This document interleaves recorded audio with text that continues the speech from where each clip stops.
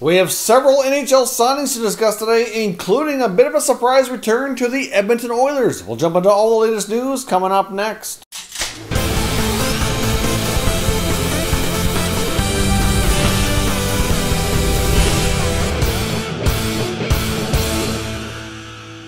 So welcome back to another video here at Top Shelf Hockey. Now, since we last spoke here earlier today with all the trade updates, we've had several more contract signings that I wanted to get into here and update everybody today. There's lots going on. Very, very busy news cycle. So I hope you're able to keep up here because there's lots going on. Obviously, right now we have a contract signing from Max Domi, who was just previously traded to the Columbus Blue Jackets in exchange for Josh Anderson. That was obviously went down yesterday. Domi has signed a 2-year contract with Columbus, valued at $5.3 million. Now, I'm a little bit surprised because this walks him directly to being an unrestricted free agent. This is the earliest possible scenario for him to be eligible to be UFA. So I'm a little surprised Columbus would agree to this. Obviously, I thought they would be more likely wanting to lock him up longer term if they felt that the need to trade Josh Anderson for Domi. There was a lot of talks that Anderson was really interested in a long-term deal. Clearly, Columbus, on the other hand, might not have had the appetite for that. Maybe Domi and his agent,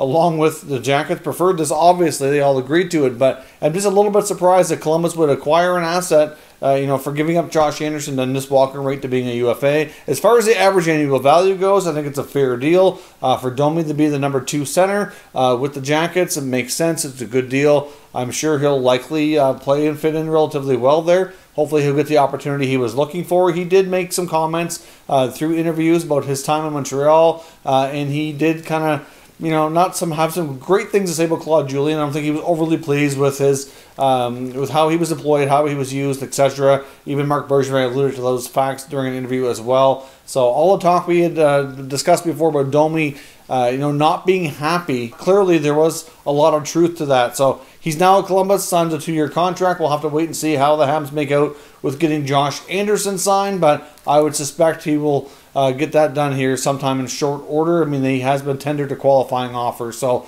there's no huge rush on that regard, but considering they have the same agent, and actually, in case you don't know as well, Domi and Anderson were actually teammates before in junior with the London Knights as well. They still remain good friends to this day, and they've actually had a chance to talk and FaceTime with each other right after the trade took place. So must be a little bit odd for them to be traded for each other, but at least they can kind of fill each other in a lot about what to expect in each organization.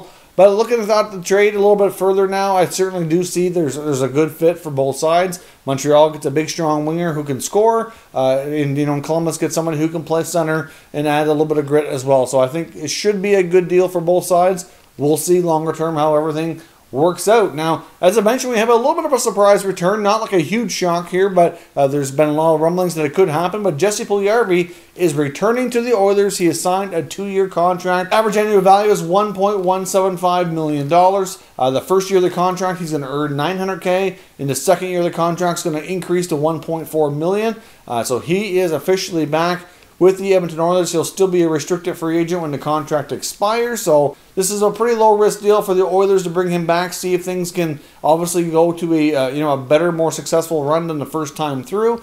And it's not a ton of money. It's not a ton of term in case it doesn't work out. But clearly they could use his size and scoring ability on the wing if he can capture a lot of the things that he was drafted for, which he certainly had trouble demonstrating, at least on a consistent basis in the NHL previously. Now, with the Oilers as well, they did confirm that they were not offering qualifying offers to Andreas Athanasiou or Matt Benning. So they will become UFAs and could walk for nothing, which is quite likely. From the Athanasiou standpoint, they gave up 2 second-round picks to get him near the deadline last year. So, that's not great asset management. I know you can't always predict how things are going to work out, but to give up 2 second-round picks and then just to let them walk for nothing is, it's kind of a sad story for the Oilers. But I'm sure they tried to trade him or trade his rights and it just weren't happening based on his contract and what they'd have to give him for a qualifying offer. There clearly is not much appetite out there for any other teams to pay him that kind of money. I'm sure he'll get a contract and continue playing in the NHL, but it's definitely going to be less money than what he would have been due on a qualifying offer. So we will see what happens. A couple quick signings in Tampa. They signed a couple of their RFAs, mostly players who either play in the minors or kind of go up and down a little bit. That's Mitchell Stevens and Jamel Smith. So they're each signed. Jamel Smith gets a 2-year contract and Steven gets a 1-year contract, both paying them the league minimum at the NHL level. Now, another pretty significant signing that actually took place, but it was a little bit in the last day or so, but I hadn't gotten to putting it in a video here yet, which I kind of intended to, but there's so much news we kind of missed it here. But Brendan Dillon did re-up with the Washington Capitals, which is a great signing. He fit in quite nicely with the Caps after they acquired him at the deadline. I know they were very pleased with his performance, pleased with the fit, and that it's something that they wanted to get done. Dillon signs a 4-year contract with an average annual value of $3.9 million. So that's it's a pretty good deal, I think, overall.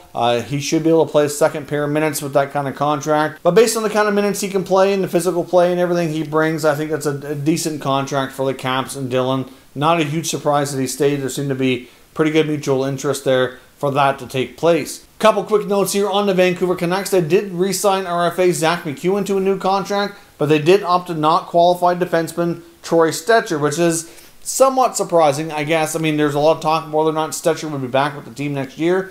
I thought even if they qualified him, there was still a chance they would try to trade him. But I guess it depends on how you feel about it. If you don't think you can trade the contract after you qualify the player, then maybe it's not something you should do. But, it's unfortunate for Stecher. For the most part, he's been an okay defenseman for them. Obviously, with a lot going on here with the Canucks and the potential on the blue line to change a fair bit if they do acquire Oliver Ekman-Larsson. They could re-sign Kostanev. There's, they could run out of space for a player like Stecher quite quickly. So we will see. I'm sure he'll get a contract somewhere, but he will become a UFA here on October the 9th. Another signing as well is the Vegas Golden Knights have signed forward Chandler Stephenson to a 4-year contract. Obviously, he ended up in Vegas earlier this season and was a perfect fit. Played extremely well for them. Stephenson put up 22 points in 44 games. He gets a 4-year deal at $2.75 million per season. So, obviously, as we know, the Vegas Golden Knights have their fair share of salary cap issues. There could be some other movement here within Vegas's roster to kind of, accommodate this deal and other moves that they're trying to make. Obviously, Marc-Andre Fleury is still a player who is being shopped to possibly move that $7 million salary. And there's also been some talk about maybe even guys like Paul Stastny or Nate Schmidt. Even Jonathan Marchessault's name has been out there, although I think he's a little bit less likely to move if they can at all help it. But Vegas is going to be a busy team because they need to move salary and they need to move it quickly here to be able to remain cap compliant. So that is all your signings here for right now. There certainly should be plenty more news here in the coming days as now that the deadline's passed for the RFA qualifying offers to be put out. Obviously, some of those players will be qualified, some will become UFAs, and we're going to have a very busy day coming up here on Free Agent Friday, coming up here just in a couple days' time. So let me know your thoughts on these new contracts for these players down in the comments, and we can discuss further. If you're new to the channel, consider subscribing and turning on your notifications so you don't miss any future content. And give this video a thumbs up if you enjoyed it. I'd appreciate it if you did. As always, thank you for watching, and I'll catch you next time.